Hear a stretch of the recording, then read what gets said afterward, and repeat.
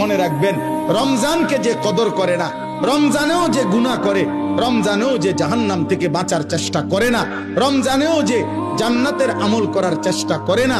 ভাই আমার, ছেলেরা আমার, বাবা আমার, পর্দার আড়ালের মা বোন আমার, সবাইকে এই শেষ কথা বলি। আল্লাহ রসুল বলছে, জিব্রাইল আইসা রমজানের শেষ দিন নবীজিকে আইসা বলে গেছে, ইয়া রাসূলুল্লাহ, এত বড় রমজান পেল, ইফতার, সাহারি, তারাবি, এতেকাফ, শবে কদর, প্রতি ঘন্টা মিনিটে এত মাফ নেওয়ার সুযোগ থাকার পরেও যেই নাফরমান জাহান্নাম থেকে বাঁচার চেষ্টা করে নাই, গুনাহ থেকে আল্লাহর কাছে মাফ নেয় নাই, জান্নাতের জরুর আশা পূর্ণ করতে পারে নাই, আমল করতে পারে নাই, খোদার কসম নবীজি বলছে, জিব্রাইল আইসা বলছে, ইয়া রাসূলুল্লাহ, এমন নাফরমানের উপরে আল্লাহর লানত, আল্লাহর লানত, লানত, লানত। নবী বলছে আমিন,